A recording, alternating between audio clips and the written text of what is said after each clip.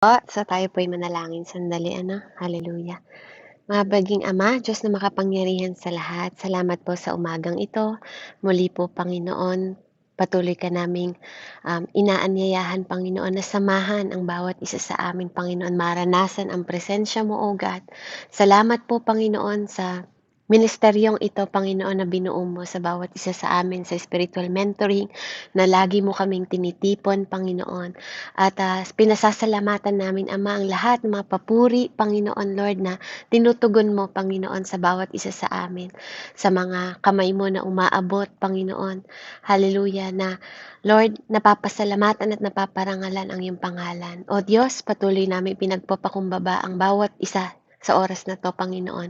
Patuloy mo kaming pagkalooban, Ama, Lord, ng kaunawaan, Panginoon, sa iyong mga salita, O God.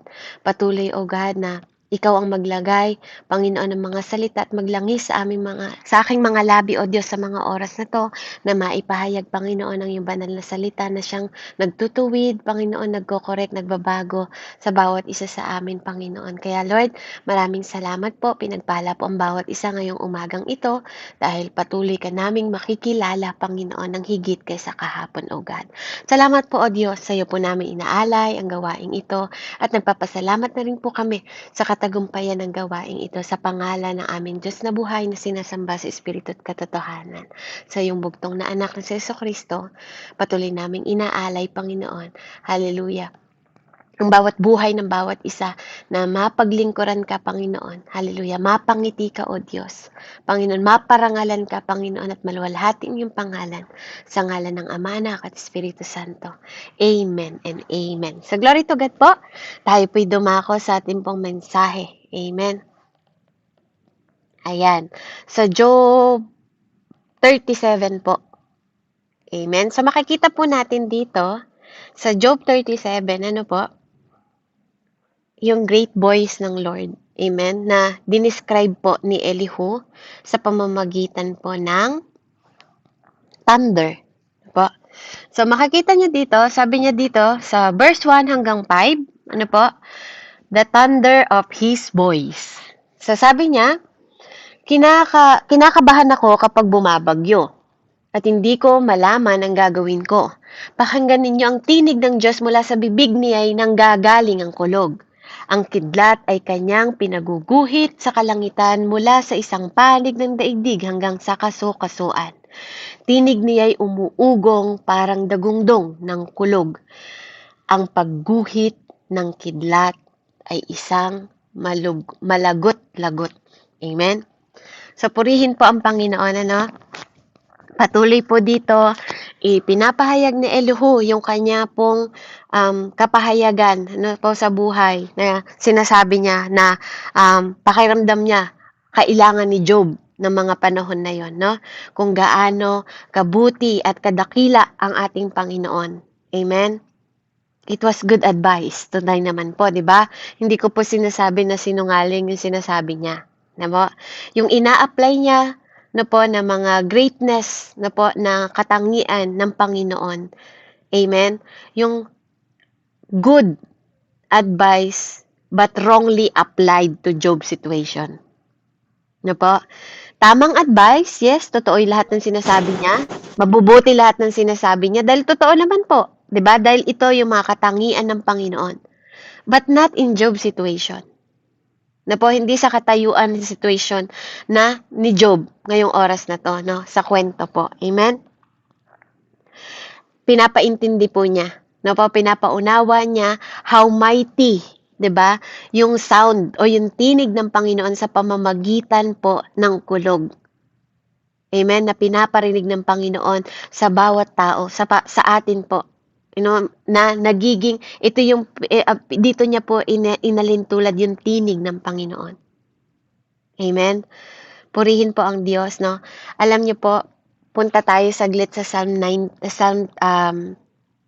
dito po sa Psalm 29. Na po, tingnan natin kung paano dito dinescribe din po ni David.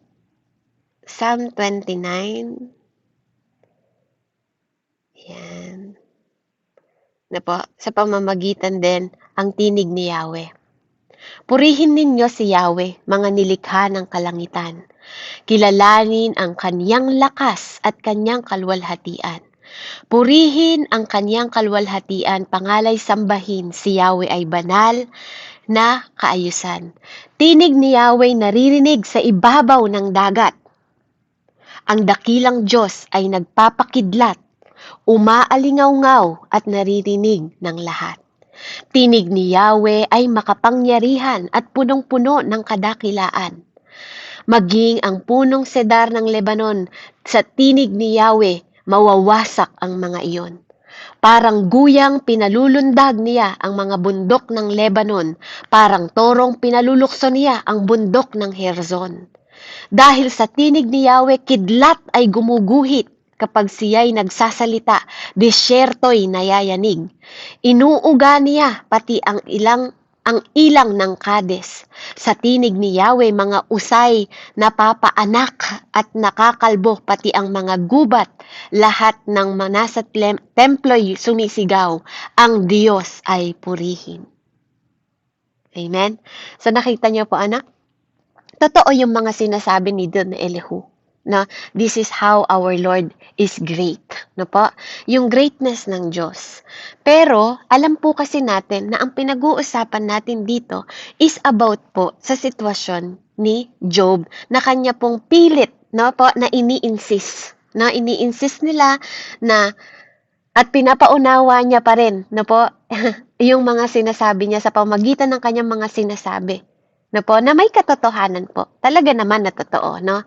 Na dito nga ito po ang mga ito yung nagpapahiwatig, no, ng tinig ng Panginoon kapag nangungusap po siya sa tao. Amen. So makikita natin from 6 to 13, no po? Sa verse 6 to 13, no? Ano yung mga nagagawa ng tinig ng Diyos? Amen. No po? Sabi niya dito, sa 6, pinauulan niya ng yelo sa ibabaw ng daigdig. Ibinubuhos niya sa lupa ang ulang walang patid. Pinahihinto niya ang tao sa kaniyang gawain upang malaman niya kung anong kaya niyang gawin. So, nakita po natin, kapag sa pamamagitan ng calamities, no, or mga season, amen, season na ginagawa ng Panginoon. Amen. Mapayelo man, kidlat, kulog, ulan, 'di ba po? Malakas na hangin. Amen. No po? Dito pinapahiwatig lang po na lahat ito is under control ng Panginoon. That is his sovereignty. No po? Na lahat ng dako ng mundo, no po, sa lahat ng panahon, nandoon ang Diyos. He is omnipresent. Amen. So ito po yung mga sitwasyon at kalagayan, ano po, na dito sa verse 6 and 7, makikita ninyo na ito yung mga kayang gawin ng Panginoon. No? Kaya niyang pakilusin lahat, kaya nga God is in control. Nasa lahat ng bagay. Even ang mga maiilap na hayop, no po, na nakatago, 'di ba? Nagiging mailap yung mga hayop at nagtatago sila pag pinakilos na ng Panginoon. Ano po? Pag pinabagyo niya, pinakidlat niya, pinakulog niya. Ano po? Ito yung mga nangyayari sa kanila. Kapag naririnig nila tong mga disaster na to. Verse 9, sabi niya, ang malalakas na hangin sa timog nagmumula at ang malamig na simoy galing sa hilaga. Sa hininga ng Diyos, nabubuo itong tubig, nagiging yelong matigas at napakalamig. Pinabibigat niya itong ulap mula rito'y pinaguguhit niya ang kidlat. Amen? Ito'y bilang pagsunod sa utos ng ating Diyos, sumusunod kahit sa ang panig nitong sansinukob. Ang ulang ibinubuhos ng dakilang Diyos ay maaaring parusa o kagandahang loob. Amen? So, nakikita natin that God is in control sa lahat ng bagay. Amen? Mapaito ay panahon, 'di ba? Mapaito ay mga hayop, even ang mga hayop, 'di ba po? Even mga season. Amen? Ang Diyos po ang lumikha. Amen? Ang Diyos po ang nagbibiyaya ng mga ito. Kaya nga sabi niya dito, minsan pinaparating to ng Panginoon sa atin, kung minsan parusa, kung minsan naman po ay kagandahang loob. Amen. Minsan po ay grace ng Panginoon kasi yung mga lugar na tuyong-tuyo na, 'di ba? Minsan pinapaulan ng Panginoon kapag tag-init, 'di ba? At nanalangin ka ng ulan o kapag naman ulan ng ulan, nanalangin ka ng tag-init. Bakit po? Kasi alam natin kung sino ang Diyos, amen, na kayang magpatigil, amen, at kayang magbuhos. Amen? Kaya ganun po kadakila ang Diyos. No? That's how our Lord, kaya nga siya tinawag na kamangha-manghang Diyos. Amen? Yung sovereignty niya po, walang nagtatangi nun, no? Kundi siya lang. Siya lang po ang Diyos, 'di ba, na nakapagko-control ng lahat ng season ng panahon, and even sa'yo, kapatid. Ano man ang season ng buhay mo right now, ano man ang experience mo at na-e-experience mo ngayon o kalagayan o sitwasyon ng buhay mo, lahat po yun pinapahintulot ng Panginoon. Na po? Katulad din ng pagbuhos, ng mga ulan, 'di ba? Na ibinubuhos ng Panginoon. Minsan, na po, yung mga nangyayari sa buhay natin, maaaring yan din po ay parusa, no? Baka nga minsan parusa na sa'yo, pilit mo pa rin isinuswitch sa pagpapala eh. No? Pinaparusahan ka na, pilit mo pa rin isinuswitch sa pagpapala. Minsan po, tayo po talaga nakakaranas tayo ng parusa or consequence na tinatawag sa mga mali nating desisyon at mali nating ginagawa. At minsan naman po, binubuhos tayo ng pagpapala ng Panginoon dahil din sa mga mabubuti nating ginagawa. So meaning, sa pagtatanim natin, mabuti man o masama, meron po tayong natatanggap sa Panginoon, depende po sa choice at desisyon na ginagawa natin. Amen? So, kung i-switch naman natin po sa kwento po ni Job, amen, ito pong mga ito, na sinasabi niya, is malayo po na reflection sa mga nararanasan po ni Job. Amen? At katulad po ng mga pangungusap ng Panginoon, amen, na sinasabi niya dito, at yung boses ng Panginoon na pwede niyang gawin, kung ito po ay inilalatag niya kay Job. Amen? Si Job po tahimik lang na nakikinig sa kanya that time. Kahit walang sinasabi si Job, sabi niya dito sa 14 at 15, napangiti rin po ako dito. Parang sinasabi niya dito kay Job na hindi mo alam. Job, yung hindi mo alam, hindi mo siya nakikilala na mas higit, parang ganun. Akala mo lang kilala mo siya nang higit pa sa pagkakakilala mo. Parang yun po yung sinasabi niya. Ito yung final advice na sinasabi ni Elihu kay Job. Dahil itong verse 38 po, I am excited sa susunod na verse, na dahil mangungusap na ang Panginoon. Amen? Kaya, dito makikita natin, ito po yung pinaka-final advice niya. Sabi niya kay Job dito sa 14:15, tumigil ka, Job. Tumigil ka sandali, Job. At iyong isipin, sabi niya, ang magagawa ng Diyos na walang kahambing. Tapos nagbigay na siya dito ng mga katanungan. Sabi niya, alam mo ba kung paano niya inuutusan na maglabasan ng kidlat sa kalangitan? Alam mo ba kung bakit ang ulap ay lumulutang? Iyan ay gawa na makapangyarihan niyang kamay, tunay at ganap ang kanyang kaalaman. Tapos sabi niya po sa verse 17, hindi mo nga alam sapagkat nadarama mo lamang ay matinding init kapag ang hangin ay habagat ay umiihip. Tulad ng ginawa niya, ang langit ba'y iyong mailalatag na parang metal na makinis at matigas? So dito nagbagsak siya ng mga tanong. Na talagang dinirect niya, personal way niya. More personal.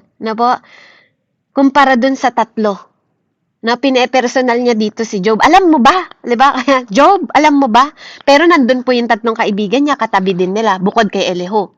Pero ito, dinirect niya po ito kay tatay. Kay tatay Job. Inapila niya kay tatay Job, very direct and in personal way. na more personal, bukod sa 3 po niyang kaibigan na nandun din sa harapan. 'Di ba? Pwede naman niyang sabihin na, "Alam niyo ba?" 'Di ba? Kayong 4 na nandito, ikaw, Job, 'di ba? Tapos yung 3 pa na kaibigan niya na nandoon. Pero hindi eh. Na po, talagang pinepersonal niya to at dinirect niya po mismo kay Tatay Job. Lahat ng mga tanong niya to. Kaya, obviously po, obvious na lahat ng mga bagay na to ay in-address niya po kay Tatay Job. Amen? Kaya, dito po, tayo mismo, kung i-apply naman po natin sa sarili natin, no? Dito tinuturuan tayo na parang sinasabi niya to sa kanya, at naririnig natin ngayon para i-humble natin yung sarili natin. Kasi pinagbibintangan niya nga si Tatay Job 'di ba? Pero mali nga po, no? Mali nga yung kanyang thought, no? Tama po yung mga ideas niya. Dahil ito po ang katotohanan, no po, how God is yung greatness ng Panginoon. Amen. Pero yung mga wrong premise po na sinasabi niya, no? Na pine-present niya po kay Job. Kung bakit nagkaroon ng whole crisis na dumating sa kanyang buhay. Pilit nilang sinasabi, it's all from his sin. Na po, which is alam nating lahat. Dahil wala naman sa Elihu nung first part ng Job na naririnig natin yung kwento, di ba? Wala po siya sa part na yon. Para sabihin niya na tama ang kanyang mga sinasabi or statement niya about kay Tatay Job that time. Amen? Kaya nga, kung titingnan natin, nakakahabag yung sitwasyon ni Tatay Job dito. Sa kabila ng kanyang pinagdadaanan, no, lahat ng pinagdaanan niya, po, tas ito yung mga tao na nasa paligid niya. No? And I believe, Tatay Job is a righteous man. Naiintindihan niya lahat ng bagay na to on how God perform. Kung gaano ka marvelous ang Panginoon. No po? Naiintindihan niya lahat yun eh. Na po, kung paanong mysterious ang Panginoon. Provident sa kanya yun kasi pinagpala po siya ng Panginoon sa lahat ng bagay. Amen? Kaya nga, alam mo yung takot ng Panginoon, takot niya na lang sa Panginoon kung bakit siya nag-aalay sa Panginoon, na nanalangin siya araw-araw. 'Di ba? Na huwag magkasala sa kanya yung mga anak niya na baka may nagagawang pagkakasala sa Panginoon. No? Itong sinasabi ni Elihu dito is para magpakumbaba si Tatay Job. Kasi hindi mo alam lahat, 'di ba? Kung pakiramdam mo, parang ito yung sinasabi niya, kung pakiramdam mo, Job, lahat ng bagay alam mo, nagkakamali ka. Hindi mo nalalaman lahat. Kaya, itong mga question na tinanong niya, na po, maaaring hindi alam ni Tatay Job ang mga sagot. Na parang sinasabi niya, kaya ang dapat sa'yo, Job, magpakumbaba ka. 'Di ba? Magpakumbaba ka, sabi niya. Kaya nga, 2 beses yung sinabi dito. Sa 15, 'di ba, at 16, sabi niya, alam mo ba? 'Di ba? Alam mo ba? Alam mo ba? 'Di ba parang gano'n? Don't you know? Don't you know? 'Di ba sa English, gano'n yung sinasabi niya. Do you know?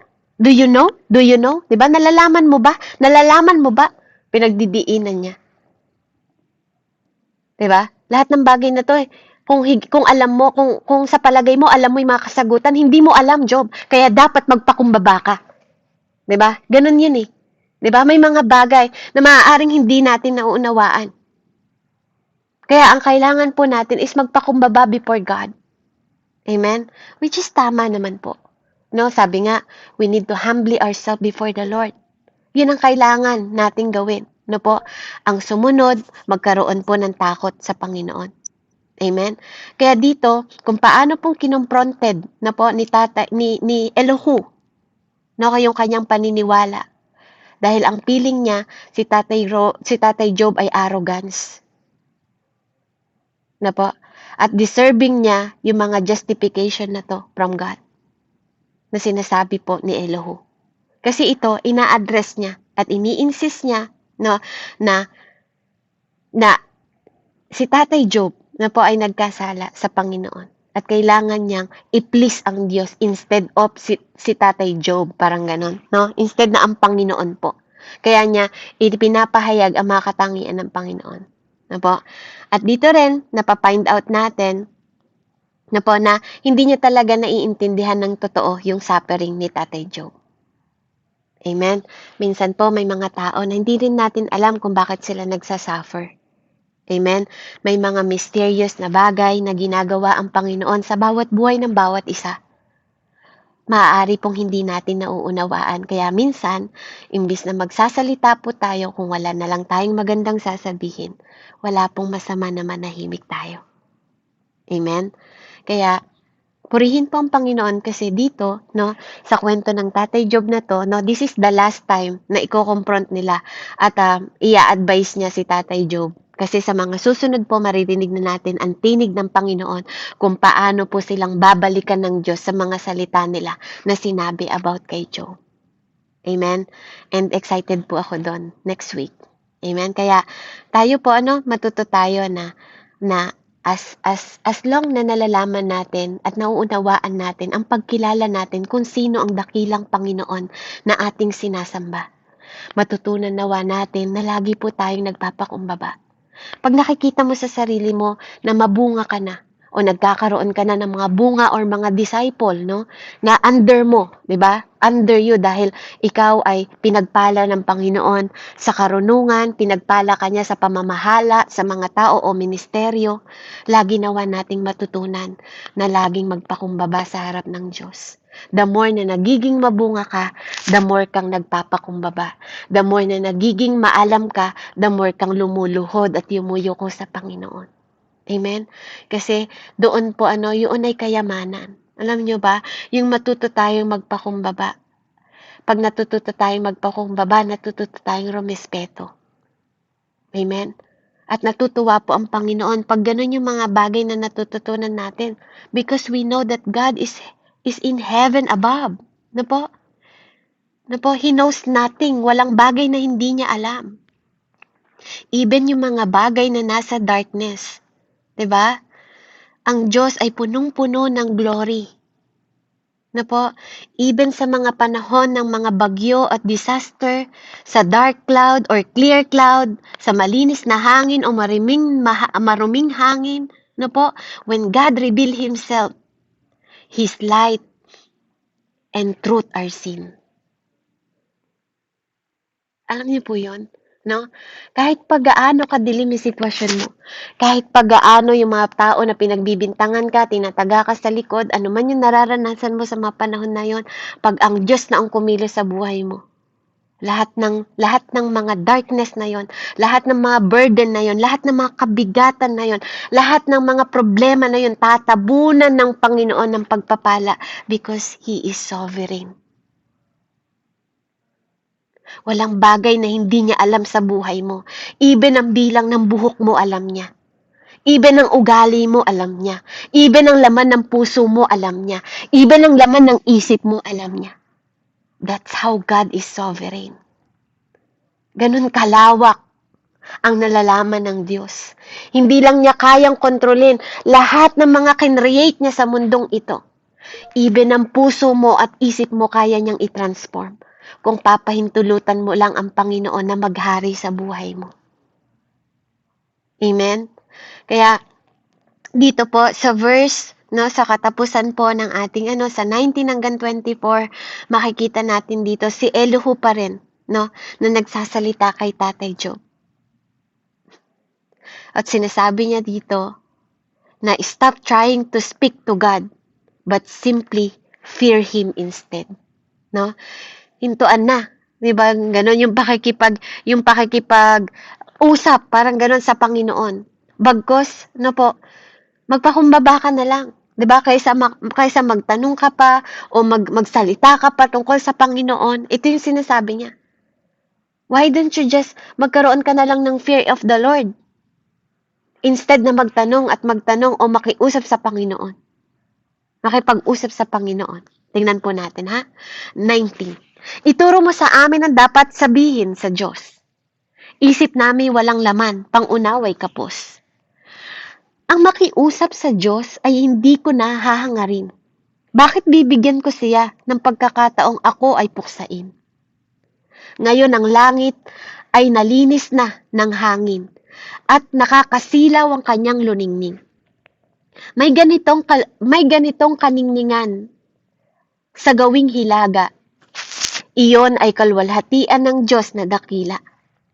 Ang Diyos ay tunay na makapangyarihan, kaya walang makalapit sa kanyang kinalalagyan. Siya ay tapat at makatarungan sa pakikitungo sa sangkatauhan. Hindi nakakatakang siya'y iginagalang ng lahat at di niya pinapansin ang mga nagkukunwaring mauutak. Amen? So dito makikita natin no, kung paano niyang tinuturuan ulit si Tatay Job. Amen? Sa kanyang mga sinasabi. Hallelujah. Na alam mo, di ba, na Almighty ang Panginoon. Na parang sinasabi niya dito, alam niyo po yung pumasok dito sa isip ko, nung sinabi niya dito yung kalulunningan ng malagintong kaluningningan, na reflect po sa vision ko yung araw. Na parang sinasabi niya dito, subukan mo kayang tumitig sa araw. Tingnan ko lang kung makita mo. Diba? Kung tingnan ko lang kung makatagal ka. Na po, subukan ninyo. Subukan po ninyong tumitig sa araw. Kasi ganun, no, mas higit pa doon yung liwanag ng Panginoon na kaya niyang ibigay sa atin. Because God is the greatest light. Ikaw ay tinawag na ilaw at asin ng mundong ito. But God is the greatest light. Amen? Kung hindi mo kayang titigan ng araw, 'di ba? Kasi sobrang liwanag nito, sobrang init nito, sobrang luningning nito, 'di ba? Sobrang sinag ng araw, 'di ba? Hindi natin kayang tumagal sa pag tumitingin tayo sa araw, no po? Ito po yung nakita kong vision nung nabasa ko ito, no, itong dulo na 'to. Na pag tumingin nga naman tayo sa araw, ano, yung sinag nun, hindi mo kayang tagalan eh, 'di ba? Na ang gagawin mo na lang, alam mo, pipiliin mo na lang na imbis na titigan mo yung araw, yuyuko ka na lang. Amen? Hindi mo tititigan yung liwanag, bagkos, 'di ba? Pipiliin mong yumuko, no? Parang piliin nating magpakumbaba. Amen? Kasi hindi natin kayang daigin 'yun eh. No, kung gaano kaliwanag ang Panginoon, parte lang po tayo at kabahagi lang tayo ng lahat ng bagay na meron ng Diyos. Kaya nga siya tinawag na Almighty God. Na po, parte lang din tayo as a man ng wisdom, kabahagi lang tayo. No, we're just asking the Lord. Kaya nga, sabi 'di ba, kung merong mas mataas na karunungan kaysa sa iyo, di doon ka magtiwala, 'di ba? Kasi He is above all. Amen? Kung merong mas mataas na wisdom, amen? Mas mataas na karunungan, mas mataas na kaunawaan, amen? Doon tayo magpakumbaba kung sino yung nagtataglay ng mas mataas kaysa sa atin. No? Wala tayong ibang kayang gawin na po kundi mas higit na ikatutuwa ng Panginoon kung tayo po ay magpapakumbaba. Magkaroon tayo ng takot sa Diyos at magkaroon tayo ng obedient heart kasi yun lang ang buong katungkulan natin bilang tao. Amen? Kaysa magkunwari tayong mauutak. Na po? Kaya nga, sabi niya dito sa last verse po, hindi katakatakang siya iginagalang ng lahat. Totoo naman. Kasi po, ang Diyos ay tunay na makapangyarihan. Wala pong makakalapit sa Kanya, ni wala nga ding nakakita. Amen? But the Lord is justice. Na po? Sinasabi niya dito, God is justice. Ng pakikitungo sa sangkatauhan. That is right. Kaya makikita natin at matutunghayan natin kung gaano ka-justice ang Panginoon after all ng mga paratang na to. Kaya ano man ang paratang na naranasan mo, ano man ang paratang na narinig mo, 'di ba? At nakarating sa iyo behind your back. Huwag mong kakalimutan that God sees more than you can imagine. God's here more than you can imagine. God is omnipresent and omnipotent. No? Kung talikuran kang pinag-usapan ng mga tao, narinig ng Diyos 'yon. Amen? Hayagan yon at lantad sa kanyang mga mata. Siya yung pinakamalaking CCTV na nakakita at nakatunghay. Kaya nga, ano man ang ginawa mo, mabuti at masama, sabi nga niya sa Proverbs 15:3, mabuti at masama nakita ko, anak. Amen? Kaya ang Diyos din po ang magbibigay, amen, at magsusukli sa'yo because He is just. Amen? At hindi tayo magtataka kung bakit ganun na lang. Even ang mga anghel, holy, holy, our God Almighty, di ba? Na nag-aawitan sa langit kung gaano kadakila ang ating Panginoon. Na po? Kaya kung siya ang may mataas na karunungan, pangunawa, di ba? At katalinuhan, why not na magpakumbaba tayo at humingi tayo ng pangunawa, di ba? Ng karunungan. Amen? Sa Diyos po na hindi nagdadamot. Sa Diyos na makapangyarihan. Sa Diyos na nagmamalasakit sa iyo at sa akin. Sa Diyos na walang hinagat sa iyo kundi mabuti. Sa kabila ng mga bawat season ng buhay mo, wala siyang hinangat, kundi bagay na ikabubuti mo at ikabubuti ko. Purihin po ang Panginoon. Let's pray. Heavenly Father, we thank you, Father God, sa mensaheng ito, Ama. Tunay nga na ang iyong mga tinig, Panginoon, ay nangungusap sa lahat ng dako ng mundong ito. Sa bawat sitwasyon, sa bawat panahon, at bawat kalagayan at sirkumtasyon ng aming buhay, Ama. Salamat, Panginoon, na ito yung nagtuturo sa amin, Panginoon, kung bakit kami magpapatuloy, kung bakit kami naghihintay, kung bakit kami, Panginoon, nananampalataya at naniniwala sa iyo. Dahil alam namin, Panginoon, na ang lahat ng bagay sa mundong ito ay kaya mong kontrolin. Nasa ibabaw, nasa kamay mo ang lahat ng ito, as you said sa Job 12:10, na lahat ng bagay ay nasa iyong kamay, even ang bawat buhay ng bawat isa sa amin. Kaya, Panginoon, salamat. Salamat dahil sa mga kamay din na yon, pinangako mo sa amin na hindi kami mapapahamak dahil iniingatan mo kami at walang makakaagaw sa amin sa kamay ng iyong Ama at sa kamay mo. Dahil kami ay nilikha mo, Panginoon, para sa iyo. Kaya maraming salamat po, O Diyos. Purihin at dakilain ka, Ma, sa pinakamataas na pagpurit pasasalamat sa pangalan ng Diyos, Ama, Anak at Espiritu Santo. Amen and amen. Palakpakan po natin ng Panginoon. Glory to God po and God bless po sa bawat isa. Pinagpalang araw po. Amen. Amen. Praise God po sa buhay mo po, Sis Web, sa napakagandang mensahe sa oras na ito na patuloy na